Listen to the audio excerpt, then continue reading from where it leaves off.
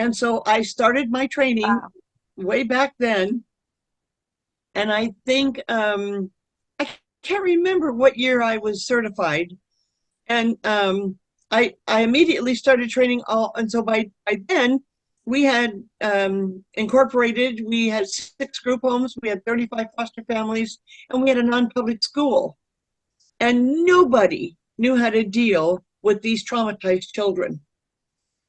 We couldn't get any help. I mean, school teachers suspended them, school principals just flat kicked them out of school. Um, Therapists wanted to do all kinds of crazy things with them. They Everybody wanted to medicate them. And Dr. Glasser is the one that helped me understand and make a plan what we could do that would make a difference. Better makes better. And so I started Hmm. writing a program, and there were some things he liked and some things he didn't. So we had to make changes. Um, those were back in the days when restitution was popular. And so when he came to not like restitution, we took that out and started over. But what we did made a huge difference in the kids' lives. And that's the story. So I am a storyteller, and I use stories to reach the kids. Even teenagers felt comfortable with a kid's story. So later, the kids started saying, "You need to write those down." And so I did. Now, the one that's published already and the one that's coming up in the spring, I used them in the schools, and actually, Glasser schools bought them and used them. And I have handouts that go with it, all kinds of stuff. But I went ahead and published those two, and then I have one more coming out in the fall. That's called The Dreamer. And but anyway, all my experiences and all the stories I'm writing down now. So that's how we got Oh, started. good. So it ended up we raised over Okay. 200 kids in our house. All 6 of our group homes were family style. And of course, that gave us all Hmm. kinds of grief with licensing because they wanted it to be business. Hmm. But that's not good for kids. So we fought the good fight until 1920. Oh, I can't remember, 2019 or something like that. We closed because the laws just got too impossible, and we got too old and just couldn't do it anymore. So so we closed our doors, and so now we have 125 grandchildren and 26 great grandchildren. So Oh that's my how we got goodness. started. What That's a what we did. what a testimony. I know, what a testimony. So and I read the Mama Bear, I read the Mama Bear one book of yours that you wrote. And it touched me because it's so gentle. It's such a lovely story. I don't know if anybody's read it, but it's such a nice little story, pleasant way to say, of moving forward. So that was your first book that you published, That or was the no? second one. That's the second one. The first Okay, one is Sarah's so I Touch, and it's couldn't. on quality. Okay, okay, I couldn't find that one. So do you know? Yeah, Is there a place it's to out of find that print. book? It's out of print. The new one is coming out in the spring, March or April. Hmm. Hmm. And so, are these stories that you told the kids, all the kids Yeah, that you had in your I home? used them. Okay. I used them in the schools. I used them at home, and Hmm. uh, even the grandkids love them. So Hmm. Hmm. that's So you why, finally got them published. yeah. So how I Hmm. came about the Mama Bear one, I was okay. I believed in training everybody the same. So the group home kids, the foster family kids, the natural parents, the foster parents, all the group home staff, and even the office staff were trained in choice theory. Everybody the same, Hmm. because we all were working Hmm. for the same goal. And so I was dealing with a group of natural parents. And I had this one mother many years ago, and she came back again as a grandmother who had her grandchildren taken away. And she's still doing the same thing. It's the county's fault. It's them men I married. It's their fault. So I got to thinking, this woman just, I don't think I can ever reach her. I said, what if you were a mama bear and some big old bear came in your cave and she stood up and she postured and she said, "Why, chase them on off." I said, there you go. There you go. You had a choice. And so then I started teaching Mama Bear, Mm-hmm. and Mama Bear has a choice. And then I thought, well, Mm-hmm. since I teach kids the same thing as I teach adults, just think if if a kid understood the reason their parents made rules, they they would have an easier time getting along with it. So when parents and children sit down and do it together, then it makes a difference. And so that's Mm-hmm. what I did in the foster families and in the group homes. Now, if you want to know how I started that, that was what Glasser taught me. I started out with group meetings. So we had two kinds of meetings, family meetings and group meetings. In a family meeting, we talked about the rules of the house, needs, wants, appointments, calendar things, vacations coming up, Emma's coming this weekend, that kind of thing. In group Mm-hmm. meetings, we did problem solving, problems with the rules, misunderstandings, and that sort of thing. Okay, so when we decided to make group rules, um, we gave everybody the same rules, the same four rules, but we started with age and ability. So everybody had a family job, which was no pay, a consistent job with no pay, like dishes, or a spontaneous job like carrying in groceries because mom asked. The second one was an allowance job for which they had a consistent job they got paid for.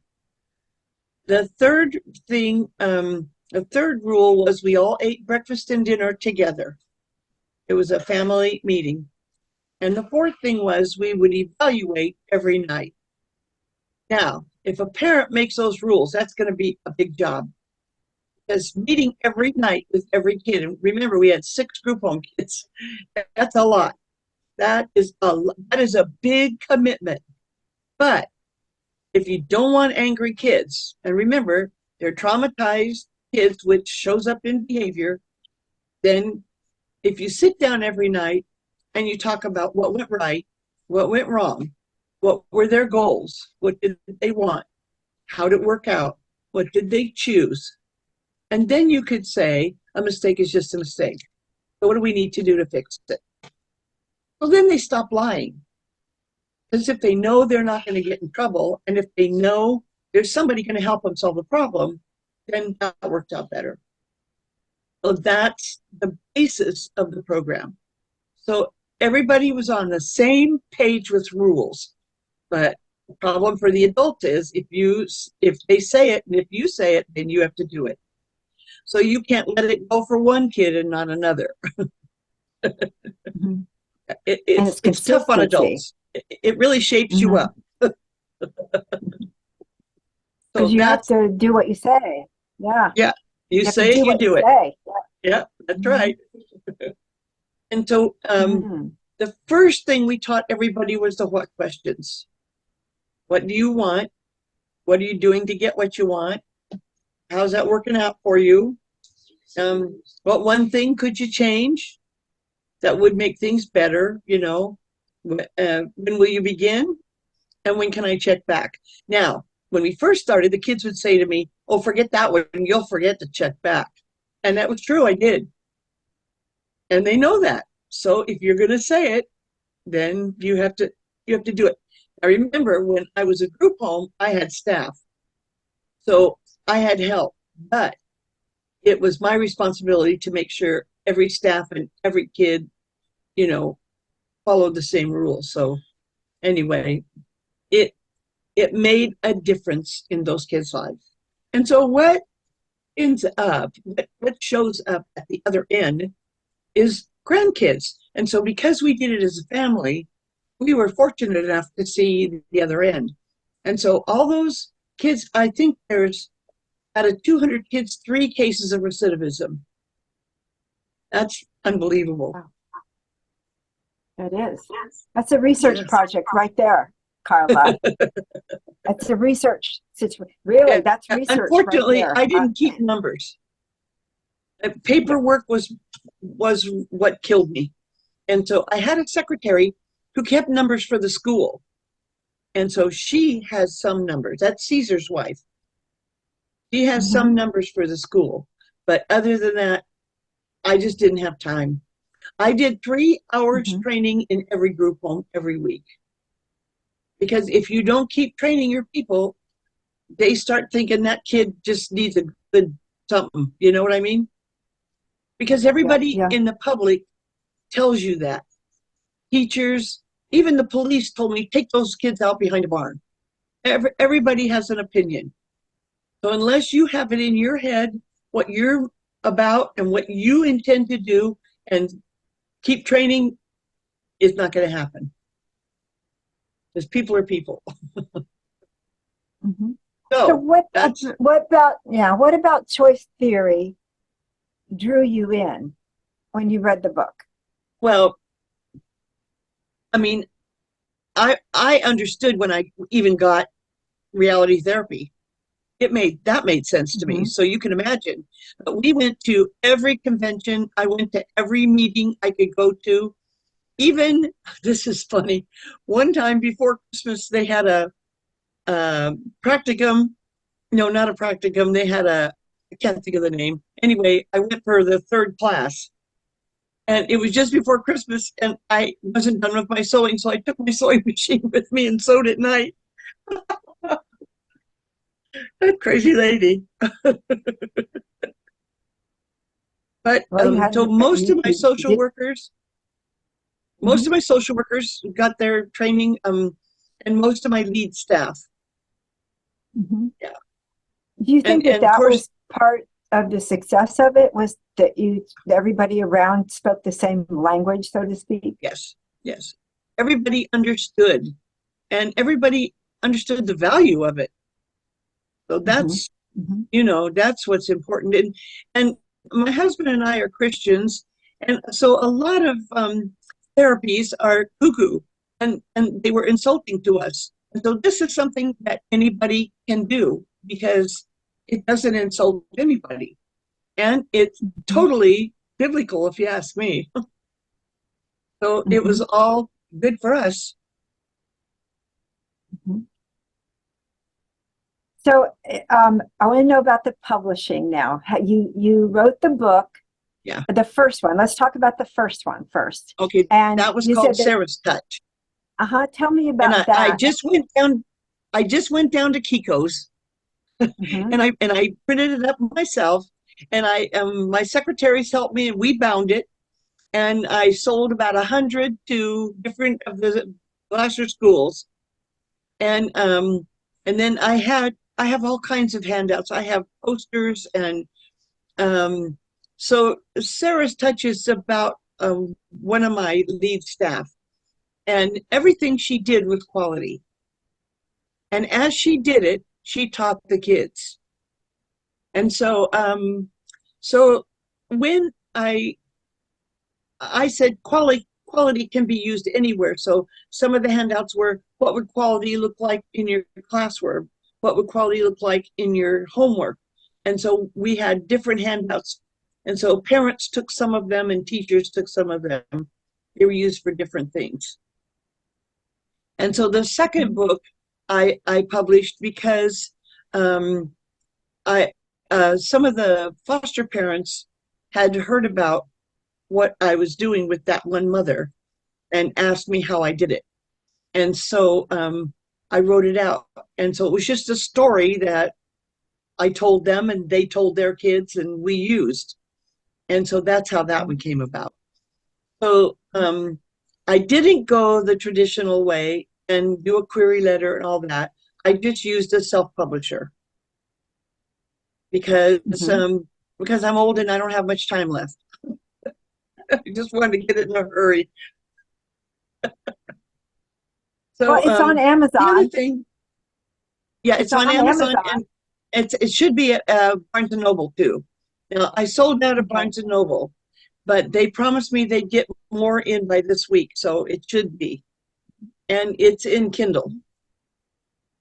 So the other thing Okay. I Yes. did is because these kids are so angry and so feeling like nothing will ever change. We went to Glasser at one time taught me to say yes, but define the yes. So I taught them yes if, yes when, yes but. The funny part about this is I don't know if you're old enough to remember Johnny Carson, and he did that Swami thing. So I made Jim a Mm-hmm. Swami hat, and he had a purple cape with gold lame on it. And I made two heavy blocks of wood. I mean, heavy. One said yes, one said no. And I put yes and no on them, and I put glitter all around them. And then we went to the group homes, and then I said I gave each kid a 5x7 card, and I said, now you write down any question you want that we can answer yes or no to. And so they all wrote a question. So it was questions like, can I go to the mall by myself?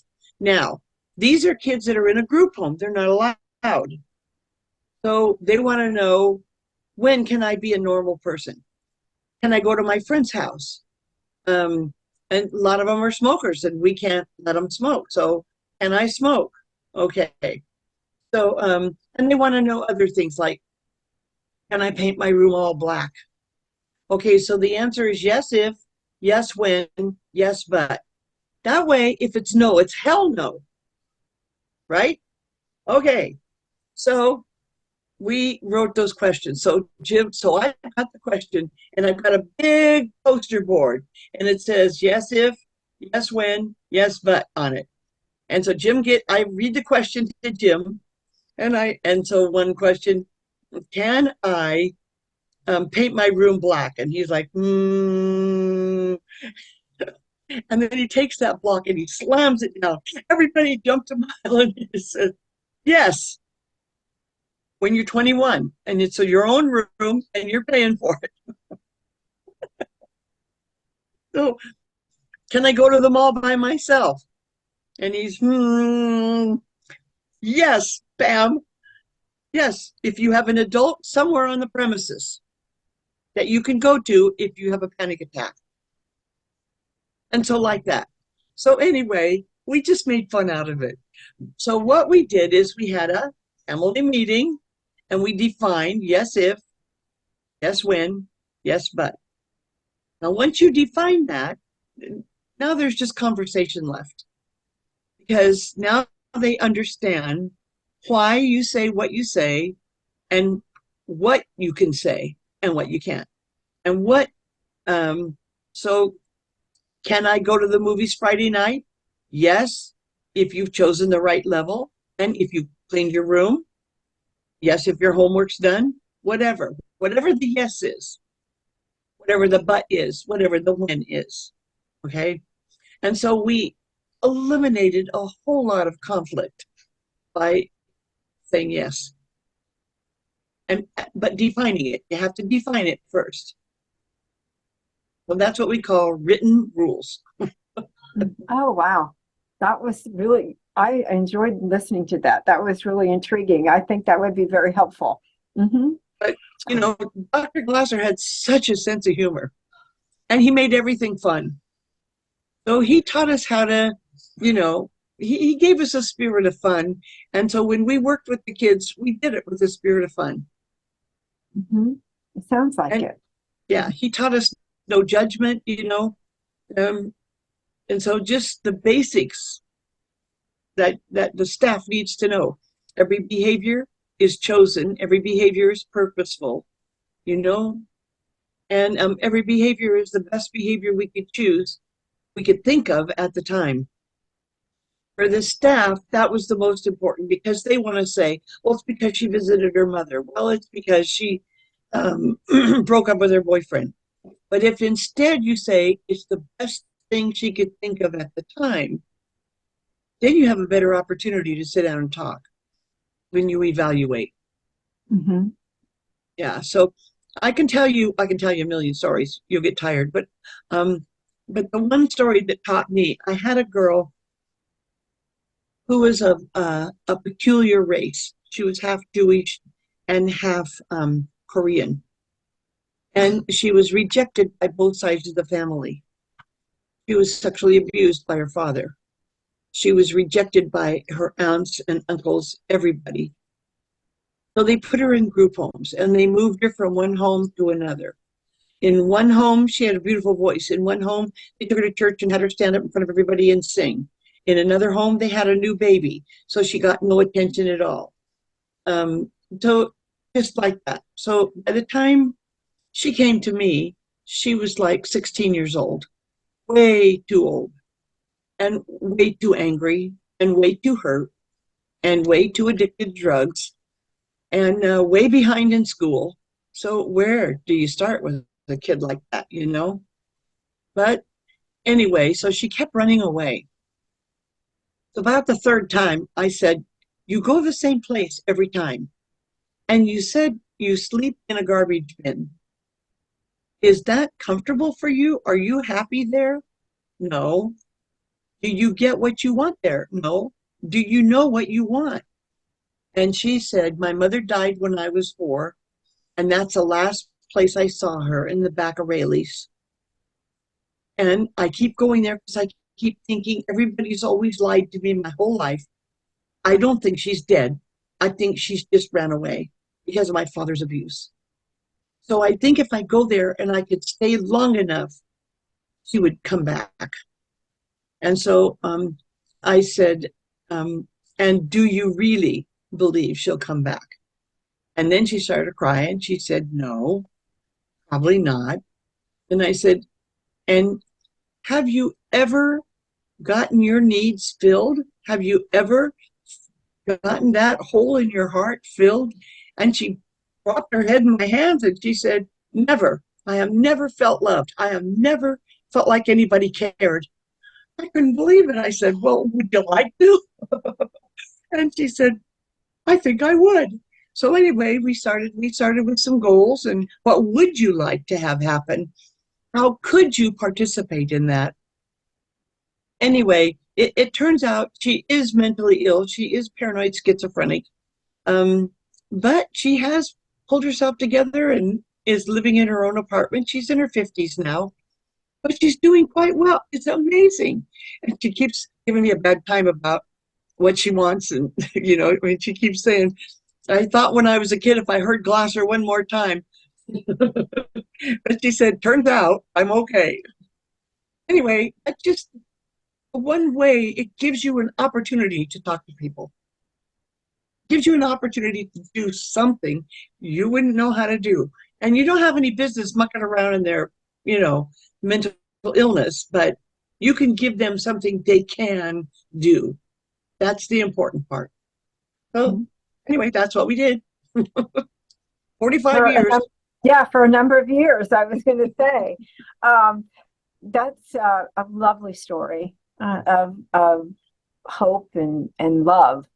I think it's a generous. And again, your book, you wrote this book and you have another one coming out. Two more coming out in the spring. Okay. And you self-publish those as well? Yeah. Okay. It's Reader's Magnet that I use. Uh-huh. They're a big help. And I haven't, I'm kind of behind times in knowing what the author is supposed to do. So I didn't take they gave me all these posters. I didn't know I was supposed to take them to stores and leave them. And so I didn't do it. They gave me bookmarks and postcards, all kinds of stuff. And I didn't pass them out because I didn't know who would want them. So anyway, my granddaughter is making a website for me. And so when I get the website up, then I can tell people they can have them. I don't have it yet. She's working on it. Oh, that's wonderful. And I wonder if we could, the William Glasser International is having its international conference this summer. And that Yes. would be a great place to put some of that information and Okay. let people know about your books, because Yeah. that would be a gathering that would be really interested in that. I used to never miss a conference, I but know. in 2020, I had a kidney stone and it turned into sepsis. And for the next 2 years, I had 7 bouts of sepsis. And it took me 3 years to recover. So I'm just now up and walking without a walker. I was at 10,000 steps in 2020, and I'm up to 5,000 now. So my health is improving, and I can go place. I can travel again. So we'll see. And Okay. but you never can get enough of those conventions. You learn so much from Mhm. everybody's experience. Well, you have such a treasure trove of experience to share.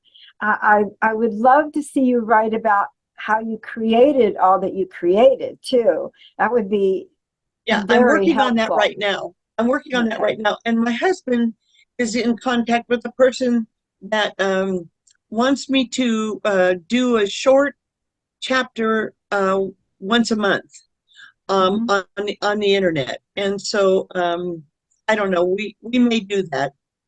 He thinks it's one thing to have a book. All my friends have been asking. I belong to a birthday club for 40, 50 years, and they all want me to write it down. And so I've been writing it down. I'm working on it. And Hmm. so when the other two are done, this one should be ready. And I have about 10 other stories ready, Hmm. but none of them are illustrated yet. The ones that I have done are are all illustrated, Hmm. but from now on, I don't have any illustration. I have Hmm. another granddaughter working on that. Okay, I got great. everything but a plumber. Uh, There's that's cute. the real necessities in life. There are. So, Carla, I'm thinking when you're talking about the things you're doing so many avenues, but I wonder if there's a way to produce something for the journal as well, the William Glasser, International Journal, Sure. as a I've written as for a the journal before. uh-huh. And I'm thinking, I wonder if something quarterly, an article or something quarterly Mhm. would be, assessed. And Tom Parrish would love to, put that in there too, because that you're making you've made such a contribution to the world. It's everlasting. And I Well, think thank that you. when you work with kids, all of you that work with children, that's everlasting. It passes down it's generational, and that's Yeah. research. That's research. That's a continuum. And so I'd love to see. I'm glad you're doing all that. That's wonderful. And I want Okay. to help promote you. Your information, because Okay. I think that you've taken choice theory and really applied it to real world Yeah. situations Well, in everything. we just lived a rough life, and we couldn't do it by ourselves. We didn't have enough knowledge. And Hmm. even a college degree, you know what? I got 4 things from a college degree: how to find a bathroom in a hurry, how to find a parking space in a hurry, how to now I forgot the other two, but those are the two main ones. And oh, if I got a fancy vocabulary so I could talk to professional people, but no practical anything for my kids. It, it doesn't help.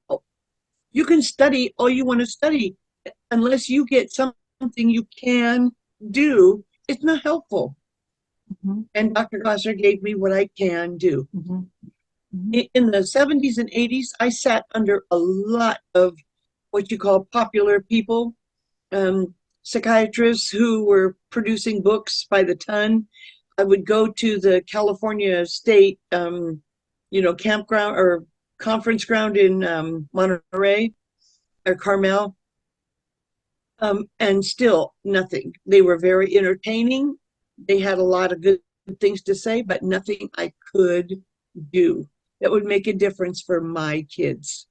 But Mhm. nobody in those days was talking about trauma. Right. I learned that from the mass shooting people. They're the ones that have something to say about trauma Mhm. and sexual abuse. I learned from my kids Mhm. because there just wasn't anything out there. So I had to learn it, and I had to learn it fast because I was dealing with desperate um, little human beings. So the So, Mama Bear book that you wrote, the Mama Bear book that you wrote is geared towards, I would say, adults. Would you say adults? well, I wrote it. I wrote the Mama Bear book for adults to read aloud to children, because in the reading aloud, you have an opportunity to express your reasons for safety and happiness and your thoughts. And you have um, children, when I read it to the grandkids, they recognize that stuff. And they say, oh, that's what my mom does. They understand that. So what I wanted was a conversation. Mhm. And you can have a So it opens conversation up a with a 3 year old. conversation. Yeah, you can have a Hmm. conversation with a 3 year old. They get it. And so it just is a fun way. And the same thing with Hmm. the next one, Sarah's Touch. It's just it's about quality Hmm. because, you know, when we got these kids, they don't have any values at all, nothing to start with. So, how do you teach all that? And Yeah. so everybody else just wants to punish. And Dr. Glasser's, first thing he taught was punishment doesn't work. And we knew that. We just didn't know what else to do. I mean, even the police told us to take our two boys out behind the barn. It was, there was no help. No. And so it was not something that, and people criticize foster parents. They don't start out to abuse kids. They just don't know what else to do because they Hmm. get bad advice from everybody. And they think like we did. When we started, we thought that if we loved them unconditionally, if we gave them good food, if we gave them nice clothes, if we bought them good toys, if we included them in all our family, they would love us back and they would feel like family. And it's not true. It's not. So then people say, if your feet are under my table, you're going to follow my rules. And then people say, after all I've done for you see, because it doesn't work like that. So I learned that from one of my foster kids. She was a 13-year-old girl. She had 6 siblings, and we invited all 6 of them to spend a weekend. And so they were there, and we were going to church. It was a winter day, and she put on her new coat, and her little sister ran a circle around her, and she said, "Oh, you have everything you ever wanted: a store-bought coat, a store-bought haircut, a real mom and dad, and a real family." And she just stood there and cried. And she said, it's the wrong family.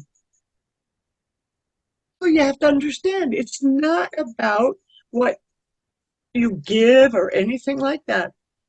You have to make it possible for them to understand, possible for them to do something that will fill that need. So I had to learn quick. And so right away, that's when I got the book from my daughter's friend. That's when I Hmm. read that. I said, that's it, I'm going. I went straight down to LA area and met with the Glassers.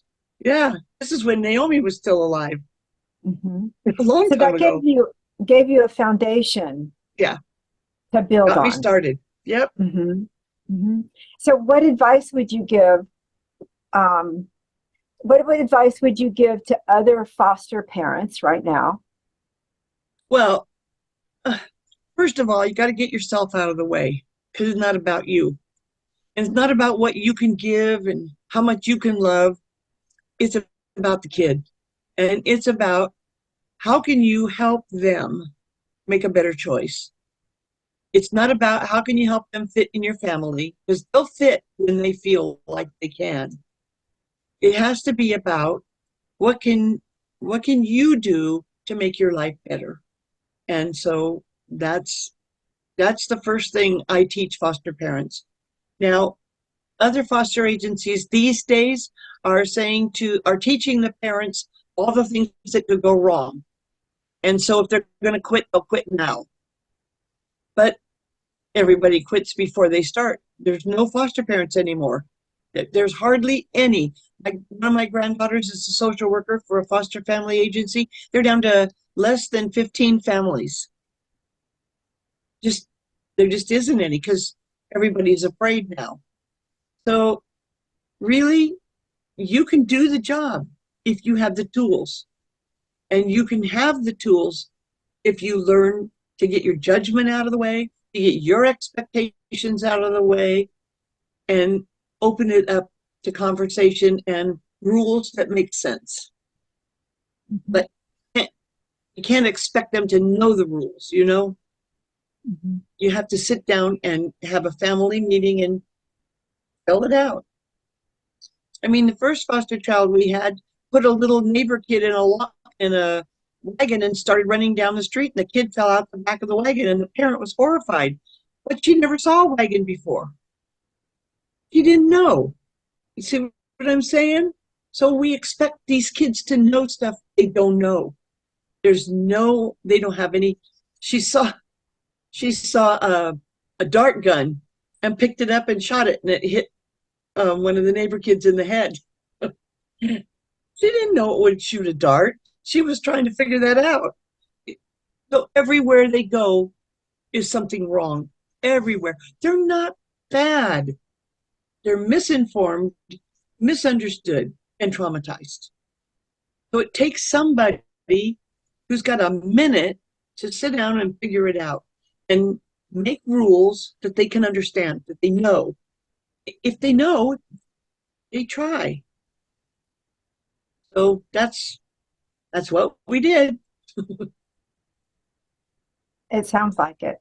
Okay, so the second question I have for you would be, what would you tell someone who wanted to write a book about their experiences, not just about, what you did, but just in general, using choice theory? Well, the first, a lot of people want me to read their book and critique it. And if you're going to be a writer, you got to get a spine because people will critique it and you better listen. But if you're going to say, I cried, then you have to show people what you cried about. So if you're going to write a story, it has to have, the old way is a problem, a climax, an ending. But really, a story is about something that we all feel, something that we all want to know, or something that makes us laugh. So you have to decide who's your audience. You have to decide what you want to say. You have to decide, is it for humor? Why are you writing this book? Is it for humor? Is it for instruction, education? What?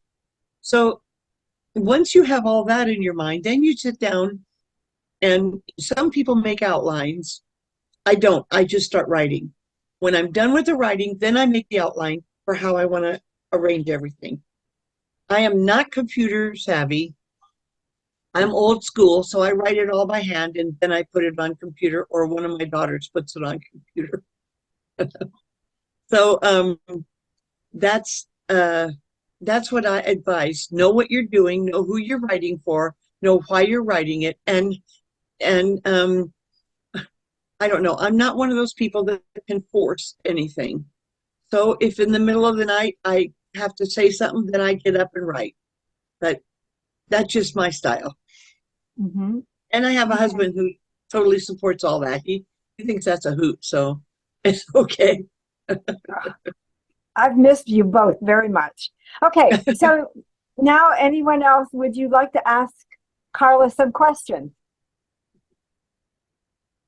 Laura, Sherry, you want to ask Carla anything? No? Sherry? Laura, would you like to ask Carla a question? Okay, you're unmuted. Uh-huh. So, Carla, what are some things that the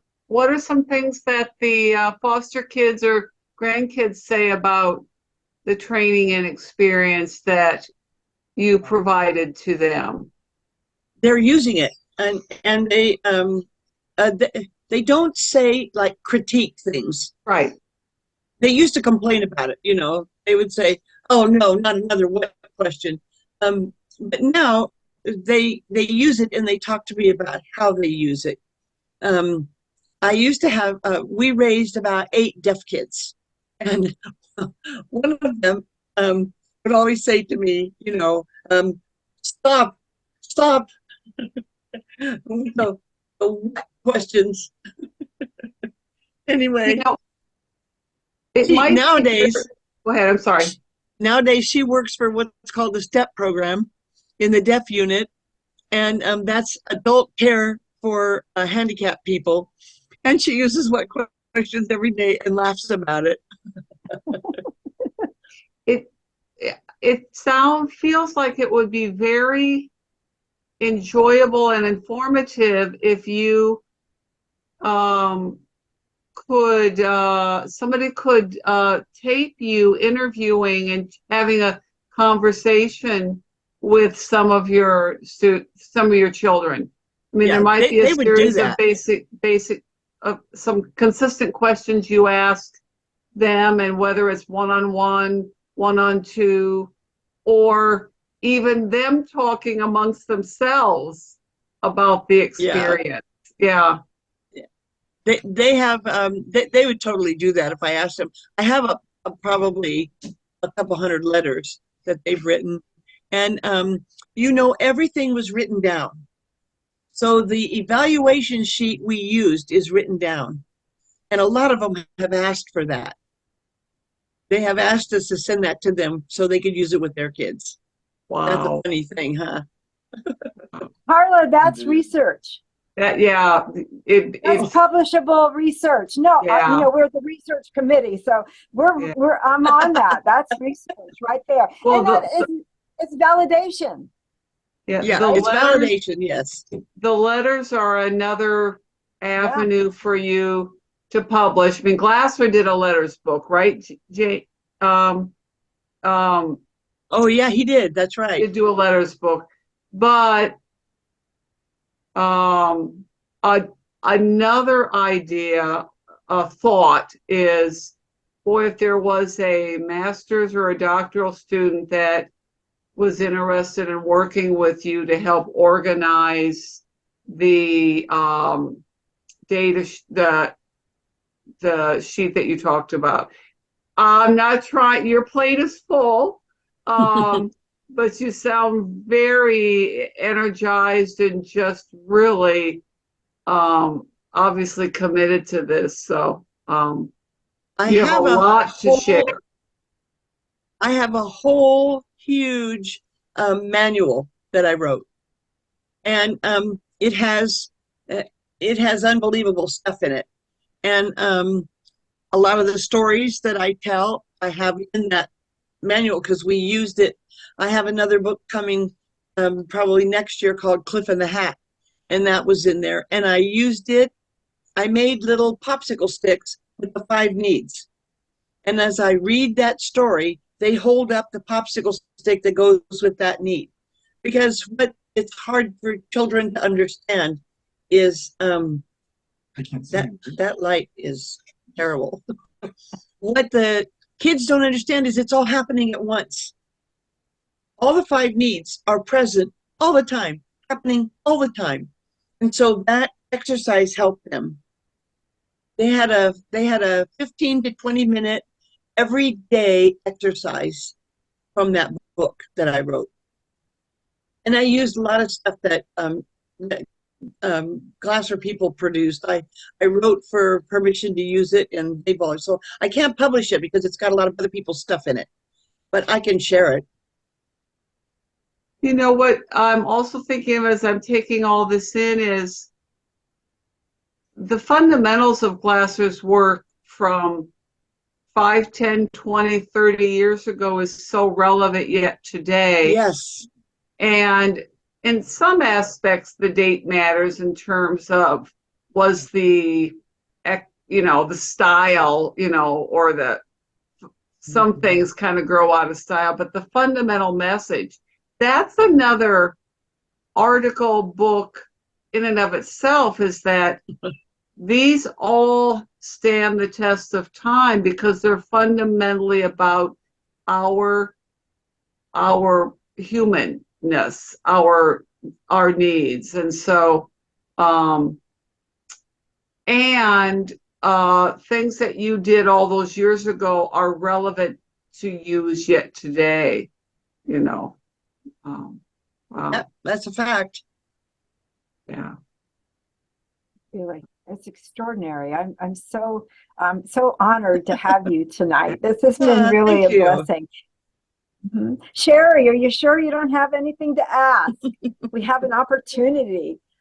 I don't think I have questions. I'm just enjoying the stories. I never got to meet Glasser, and I'm just soaking it all in and thinking, wow, only if I could have half of that creativity that's been going on.